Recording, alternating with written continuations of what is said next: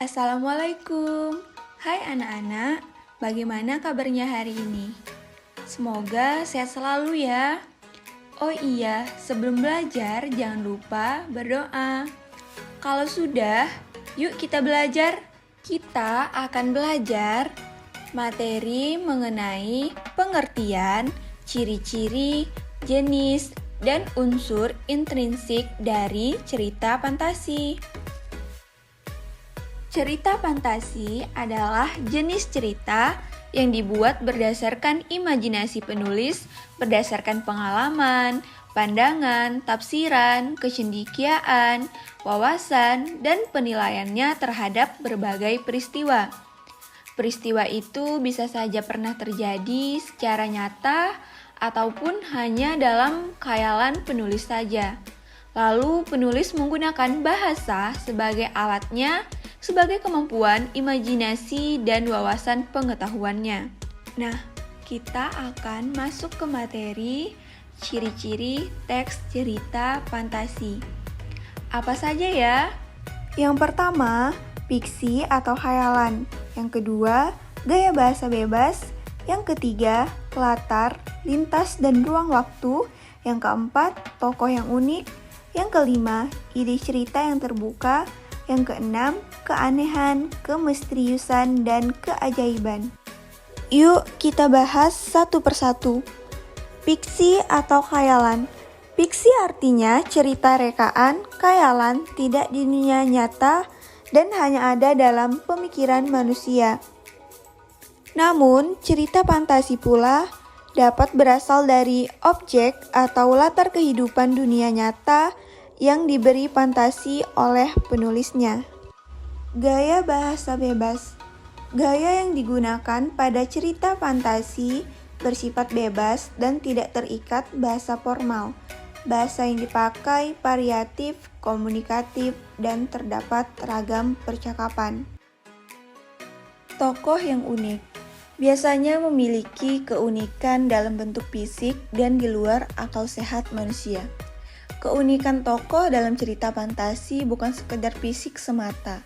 Tokoh yang diceritakan terkadang bisa memiliki kemampuan di luar logika.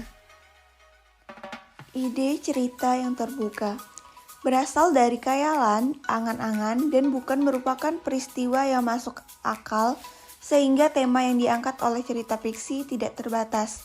Tema yang ada dalam cerita fantasi dapat berupa supranatural, futuristik, fiksi sains, mistis, dan sebagainya.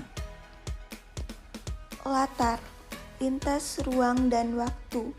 Cerita fantasi dapat menembus ruang dan waktu, maksudnya tokoh cerita yang berada pada tempat dan waktu tidak masuk akal. Keanehan, kemisteriusan, dan keajaiban. Dalam cerita fantasi akan dijumpai sebuah keanehan, keganjilan, kemisteriusan, dan keajaiban yang tidak bisa dipikirkan dengan akal sehat manusia. Nah, selanjutnya apa saja jenis-jenis cerita fantasi?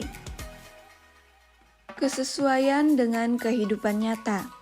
Dibagi menjadi cerita fantasi total, cerita fantasi sebagian. Latar cerita dibagi menjadi latar lintas waktu dan latar sezaman.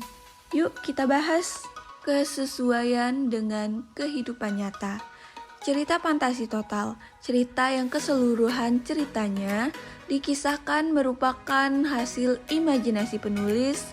Cerita yang dikisahkan adalah khayalan dan tidak ada di kehidupan nyata. Cerita fantasi sebagian. Cerita yang sebagian dikisahkan masih menggunakan nama atau rangkaian peristiwa yang ada di dunia nyata atau tempat serta waktu masih dalam kehidupan nyata. Latar cerita. Pertama, latar waktu sezaman. Cerita fantasi dengan latar waktu sezaman menggunakan dimensi waktu dan ruang hanya satu masa. Yang kedua, latar lintas waktu. Cerita fantasi dengan latar lintas waktu adalah cerita fantasi yang menggunakan dua masa.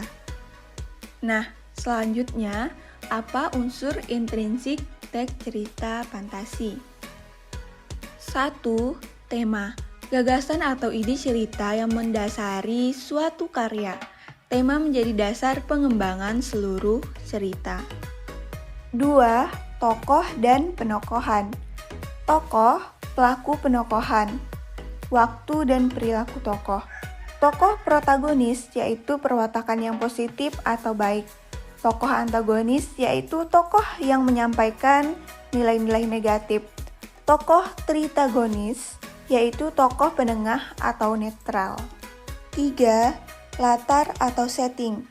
Keterangan tempat, waktu, dan suasana yang diciptakan oleh pengarang untuk menggambarkan peristiwa yang dikisahkan secara konkret. 4. Alur. Rangkaian peristiwa yang terjadi berdasarkan hubungan sebab akibat dalam cerita yang dikisahkan, alur maju, alur mundur, alur campuran.